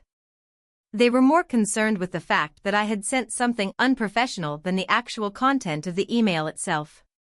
Luckily, they just gave me a warning, but I still had to live with the fallout. So here I was, sitting at the bar, and I had just admitted to my coworkers that I was the one who had accidentally sent the inappropriate email. The room was quiet for a second, and then Sarah, the same woman who had made the embarrassing at work comment, burst out laughing. "Oh my God, no way. You're that guy?" She was genuinely cracking up, and the rest of the table followed suit, laughing hysterically. I felt my face turn bright red. I mean, I wasn't exactly proud of what had happened, but seeing everyone else laughing and being so chill about it made me feel a little better. It wasn't the worst thing in the world, but I could already feel the weight of it settling in. The thought that I'd just become that guy at work, the one who made a mistake so big, it could never be forgotten. There was no coming back from this. But as the night went on, something unexpected happened. One by one, people started sharing their own embarrassing work stories. It turns out, everyone has had their own oops moments, sending the wrong email, tripping during a meeting, getting a name wrong in front of the whole team. By the end of the night, I was laughing too, and I actually felt a little more connected with my coworkers. Sure, I was the one who had done the dumbest thing, but at least I wasn't alone in having made a fool of myself. Fast forward to today, and people still mention the meme incident occasionally, but now it's more of a funny icebreaker than anything else. Honestly, it's kind of a relief that I don't have to be so serious all the time. The lesson here? If you're going to embarrass yourself at work, at least make it funny enough that everyone else can laugh too. It takes the edge off, and you might just find that people respect you a little more for owning up to it. I'm still the meme guy in the office, but at least I'm a meme guy with a sense of humor. It was a normal Friday afternoon. I was wrapping up some work, casually scrolling through emails, when my phone buzzed. It was a text from my mom, "Hey, I think we need to talk." I froze. I'm in my late 20s, and while I've definitely had my share of awkward conversations with my mom over the years, nothing that ever started with that message had gone well. My stomach immediately tightened. I read the message over again and could feel the dread creeping in. My mom never texts like that unless something big is about to happen.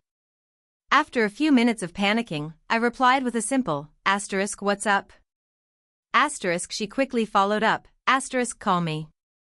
Okay, this was it. Something had gone terribly wrong, and I was about to find out what. My heart started racing as I dialed her number. She picked up on the second ring. "Hey, honey," my mom said, trying to sound casual, but I could hear the nervousness in her voice. "We need to talk about something that happened earlier today." I could tell she was holding back something, so I said, "Mom, what happened?" "You're scaring me." There was a long pause. "Well, I think I might have, accidentally sent a picture to your girlfriend." I froze. "A picture? What kind of picture?" The panic set in even deeper. "What picture, Mom?" I asked, barely able to form words. She hesitated. "You see, I was trying to send you a picture of a cake I baked this morning, but when I went to click on the photo in my gallery, I accidentally selected the wrong one. And then I sent it." I could feel the blood drain from my face. What the hell had she sent? Was it a weird family photo? Maybe an old vacation picture with her in an awkward pose? No, that was too simple. Something was definitely wrong here. "Mom, what picture did you send her?" I asked, trying to stay calm even though my entire body was in full panic mode. There was another awkward pause before she responded. Well, it was, a picture of your dad. I blinked, trying to process the words. What do you mean a picture of Dad? I asked, my voice starting to shake. She sighed, clearly embarrassed. I mean, it was a picture of his, you know. The realization hit me like a ton of bricks. She had accidentally sent my girlfriend a picture of my dad's junk. The image was burned into my brain, even though I had never seen it myself. My dad, in all his questionable glory, had taken a full frontal photo for some inexplicable reason, and now my girlfriend had received it. I could feel my entire body flush with heat, and I briefly considered dropping the phone and running away from life. But I couldn't. I had to know the full extent of the damage. How bad is it, Mom? I managed to ask. Well, she trailed off, clearly uncomfortable. She hasn't replied yet. I exhaled, trying to process the horror. I immediately opened my texts to see if my girlfriend had responded. There was a message waiting for me. Asterisk. I think your mom just sent me a picture of your dad's, well, you know. Asterisk. I stared at the text, my brain scrambling for words that didn't exist. I had no idea what to say. My girlfriend was texting me about my dad's junk, and my mom had accidentally sent it. I felt like I had entered some bizarre alternate universe where every boundary had been crossed in the worst possible way. I tapped out a response, *OMG. I am so sorry. I don't even know what to say. My mom is mortified. I'll call you in a second to explain everything. I waited a full 30 seconds for the response, hoping she was going to be understanding. Instead, her reply was just, I think we need to talk about this in person.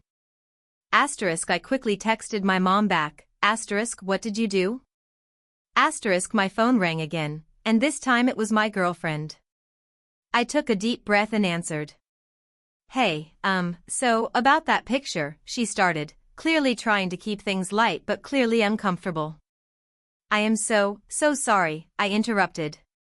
It's a total accident. You know how my mom is, she doesn't even know how to use technology sometimes. But I promise you, it was not intentional. She let out a nervous laugh, but I could hear the awkwardness in it. I'm sure it wasn't intentional, she said. But I'm not sure how to feel about, well, seeing that. I can't believe this is happening right now, I muttered, feeling like I was spiraling into an emotional crisis. I swear, I had no idea. She paused for a moment. I know. It's just, well, it's a little hard to process, you know? I could hear her soft sigh on the other end. I think we should probably talk about this in person, maybe over dinner or something. But, you're going to have to explain to me why your dad had a picture like that in the first place. I felt the weight of her words land heavily in my chest. Why did my dad have that picture? And why did my mom send it to my girlfriend? I was now tasked with explaining not only the accidental photo but the existence of that photo in the first place. Okay. Let's just meet up and talk this through, I said, trying to sound calm. But inside, I was panicking like a deer caught in headlights. The rest of the evening was a blur. I met my girlfriend for dinner, and after a few awkward minutes of conversation, we finally broached the subject of the photo. I was a nervous wreck, explaining how my mom had made a mistake in sending a picture of my dad's, well, his business, to my girlfriend. It took a long time to sort through the awkwardness, and even longer for my girlfriend to stop giving me strange, half-amused glances every time my dad's name came up. I can only imagine what she must have thought when she first saw the photo. In the end, it all ended up okay, but not without a lot of awkward moments.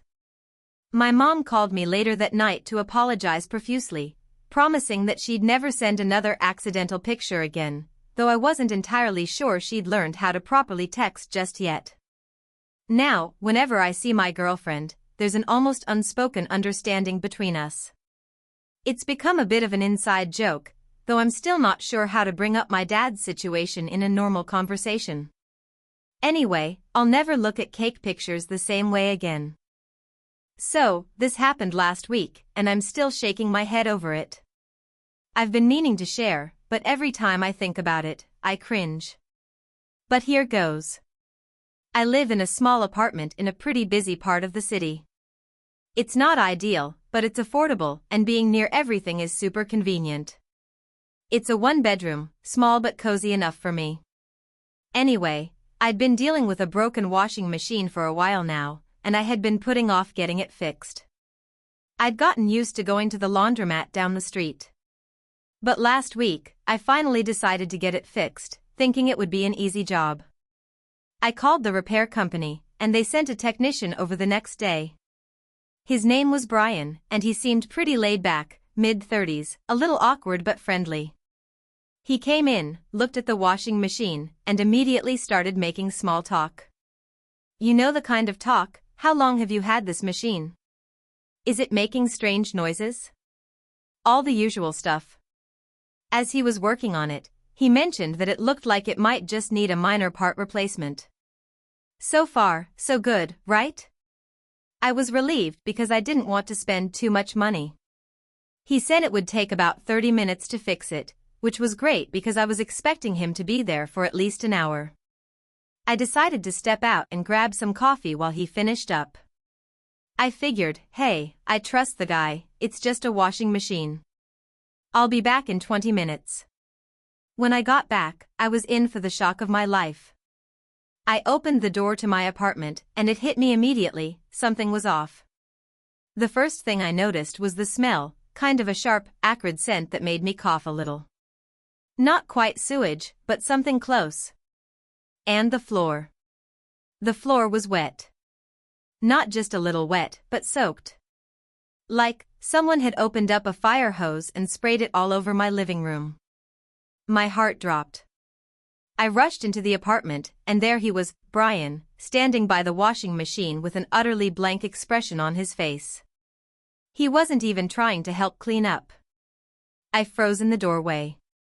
I asked what happened. There's a bit of an issue, Brian said, sounding like he had no idea what was going on. What do you mean, an issue? I asked, trying to stay calm. I was not doing a good job of it, though. Yeah, so, the thing is, I tried to fix the washing machine, but it turns out there was a bigger problem than I thought. The pipes were, clogged. And when I tried to run a test cycle, everything just kind of exploded. Exploded? Well, not exploded, exactly, he said, rubbing the back of his neck. But it definitely overflowed. And the water just kind of went everywhere. I was standing there, absolutely stunned, trying to wrap my head around what he had just said. Wait, you're telling me that you tried to run the machine, and it flooded my apartment? Yeah. Pretty much. But, hey, at least the washing machine's fixed now, right? He said, giving me a thumbs up like he'd just done me a huge favor. I stood there, speechless. The guy had literally flooded my apartment, and he was acting like he had just fixed a leaky faucet. I glanced around the room, and the damage was even worse than I initially realized. There was water all over the carpet, dripping down the walls, pooling on the floor, and it was seeping into the hallway. My couch was soaked, the coffee table was sitting in a puddle, and my TV was literally on the edge of a small flood. I could see water coming from the washing machine like a waterfall, and that's when I realized the full scope of what had just happened.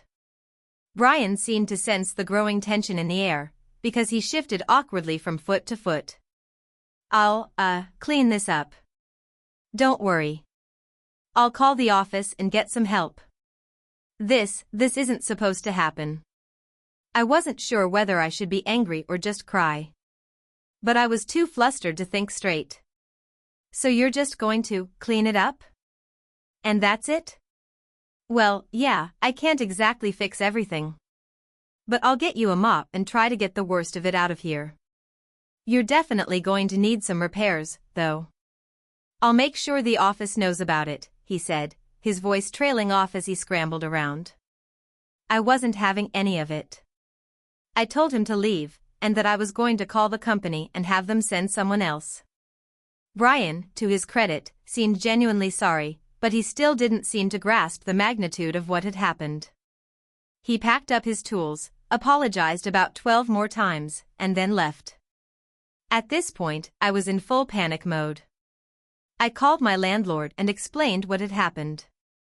Thankfully, she was understanding and horrified. She told me to get some towels and do the best I could to mop up the water while she sent someone over to assess the damage. But before she could send anyone, I had to wait for another technician from the repair company to show up. An hour later, the second technician arrived. He walked in, took one look at the damage, and his face went pale. He immediately asked if I'd been able to shut off the water supply to the machine, and I realized I hadn't. Apparently, the water had continued to flow from the washing machine for nearly an hour after Brian left. The second technician said I was lucky my floors weren't destroyed completely. At least the damage was mostly contained to the carpet and some of the furniture. We spent the next couple of hours pulling up wet carpets, trying to dry out the room, and moving anything we could out of the water's path. It was miserable. I hadn't signed up for this when I'd called for a simple repair. The damage was extensive, and my apartment was uninhabitable for a few days while everything dried out and the repairs were made. I had to call in professional carpet cleaners, and there were still mold concerns for a while. My furniture was mostly salvageable, but it took a huge chunk out of my savings to get everything back to a livable state. Long story short, I'll never make the mistake of trusting a repair technician like that again. And now, every time I hear water running, my heart races. It's safe to say that I'm still not over the whole thing. My washing machine's working fine now, but I think I'll stick to laundromats for the foreseeable future. Moral of the story: if you ever have a repair technician come to your place, make sure you're there the whole time. Because you never know when they'll turn your life into an accidental flood zone. It all started with a perfectly ordinary Wednesday morning. The sun was shining through the window, and I had a day off from work. No alarms, no deadlines, just a peaceful few hours to do whatever I wanted. But in hindsight, it should have been a sign when I woke up feeling unreasonably good. You know that feeling when everything just seems to be in perfect alignment? That was me, starting the day with a burst of optimism. I had planned to run some errands, catch up on some Netflix shows, maybe even go for a walk later. I wasn't expecting anything crazy to happen. Around 10 a.m., I decided to head out to my local grocery store. It's a small, independent place, nothing fancy, but I like it because it's usually quiet and they have a good selection of local produce. I threw on some sweatpants and a hoodie, figured I'd be in and out quickly. As I walked into the store, I immediately realized that something felt a little off. It wasn't busy, which was normal for that time of day, but there was an unusual energy in the air.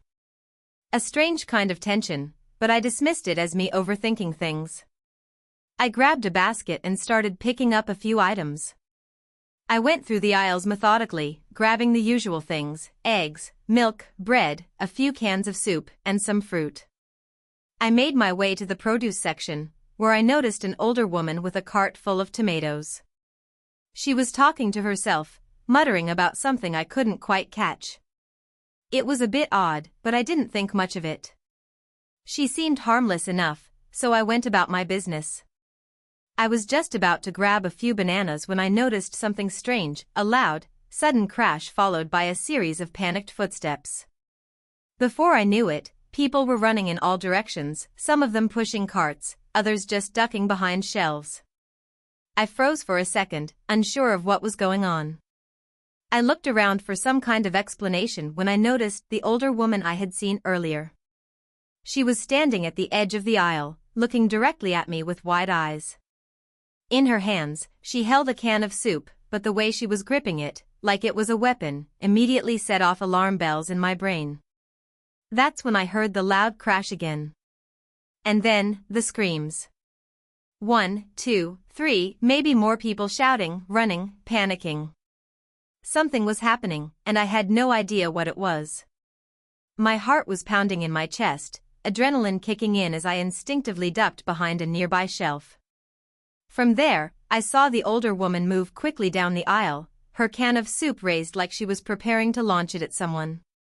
The chaos was escalating rapidly, and I couldn't make sense of it. I stayed hidden for what felt like hours, but in reality, it was probably only a few minutes. The sounds of shouting, running, and crashing goods continued, but there were no clear signs of anything dangerous. My mind raced, trying to piece together what was going on. Was it some kind of robbery? Was there a fight? But nothing felt right. There was no clear objective to any of this. As the noise died down, I slowly peeked my head around the corner.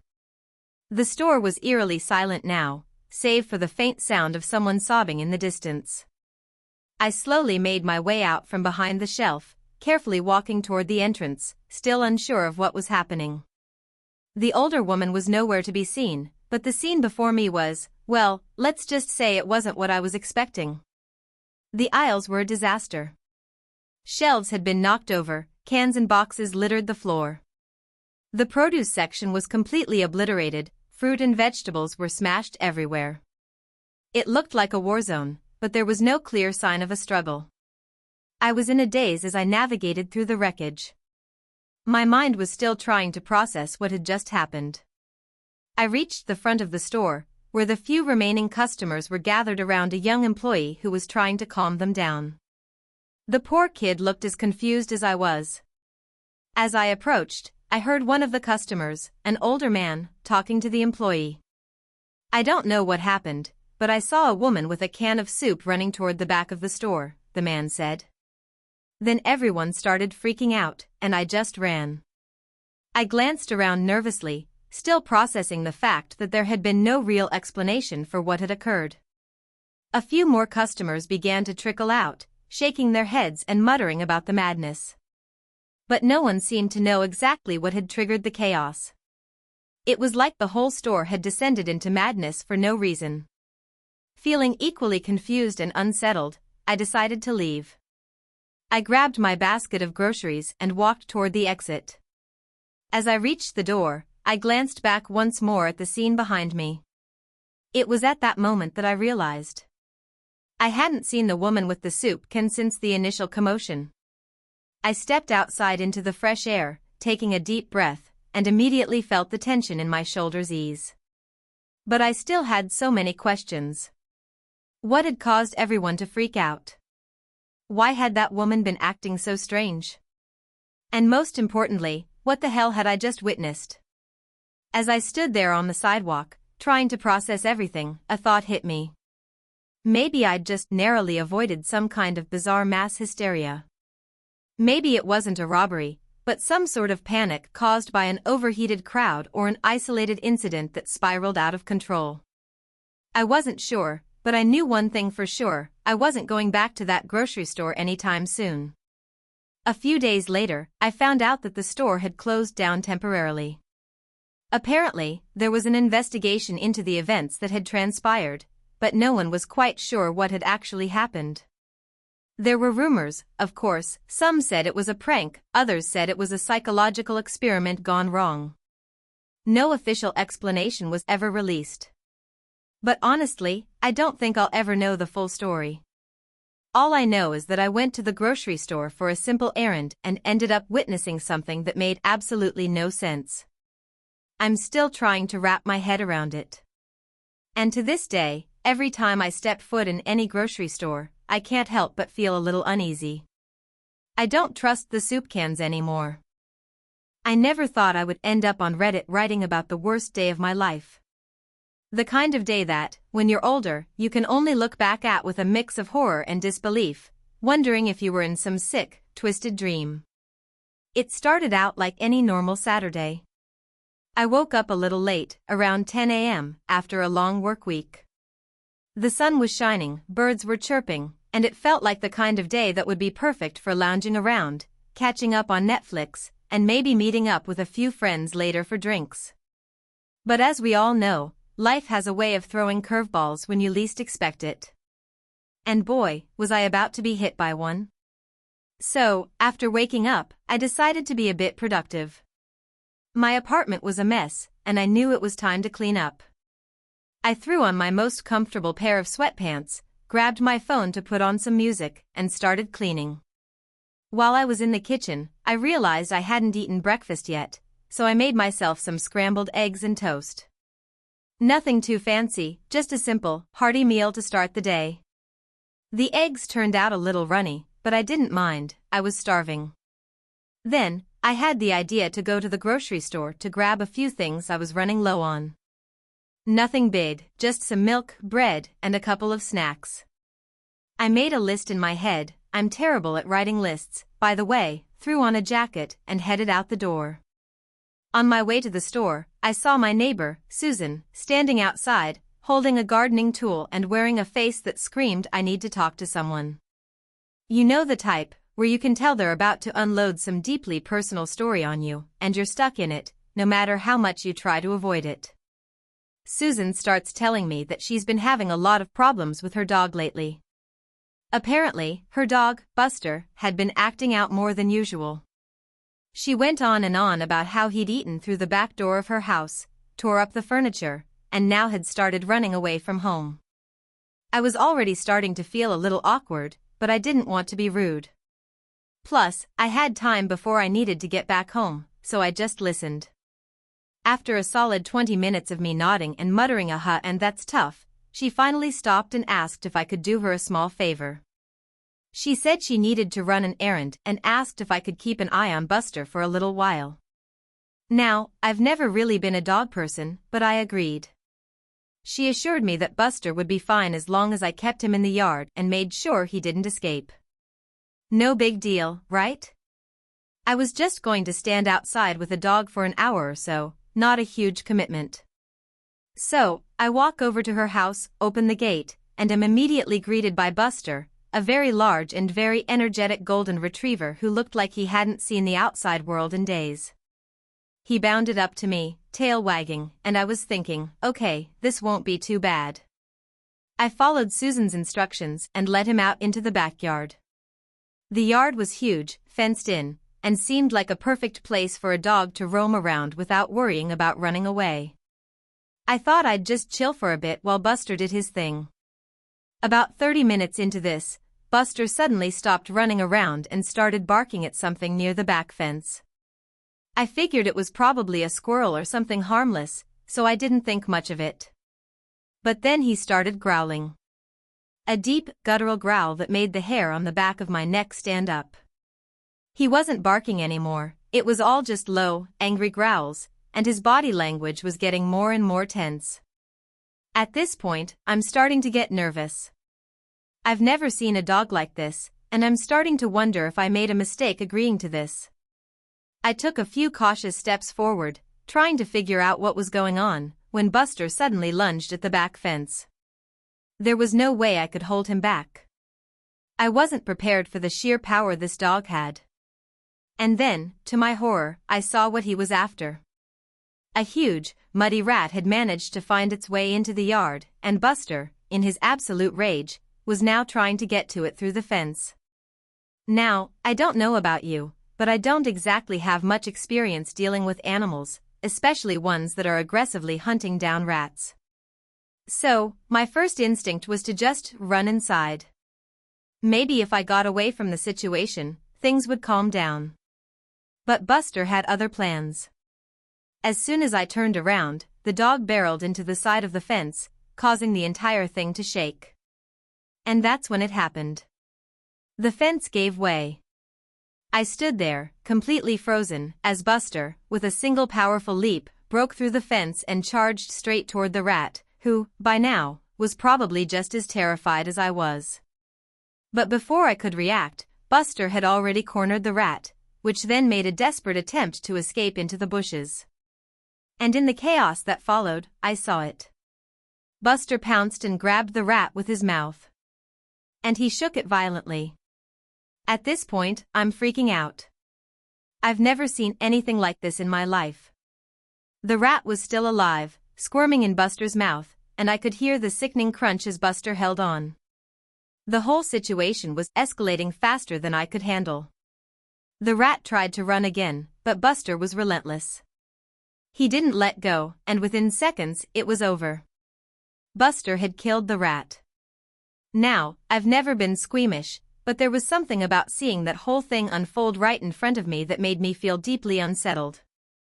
The rat was dead, and Buster was standing there, proudly holding it in his mouth.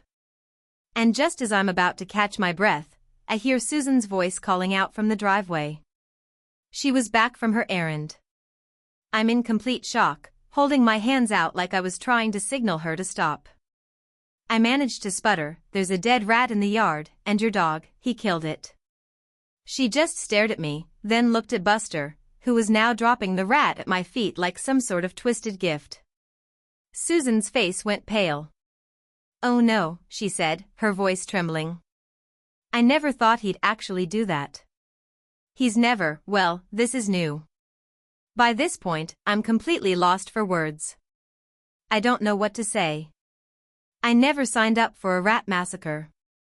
The rest of the interaction was a blur. Susan apologized, offered to take the rat's body for a proper burial, and said that she would have to have a talk with Buster about his aggressive tendencies. I went back home, my mind still racing from the sheer absurdity of the whole ordeal. So, that's how my Saturday went from being a chill, uneventful day to being a nightmare I'll never forget. If you ever find yourself in a situation where someone asks you to watch their dog, and they warn you about the occasional behavioral issues, just politely decline. Trust me, your sanity, and your relationship with that dog, will thank you. Thank you for watching until the end. If you enjoyed this video, don't forget to like and subscribe to the channel so you won't miss new videos. Also, leave a comment, I'd love to hear your thoughts. Your support and engagement mean a lot to me. See you in the next video.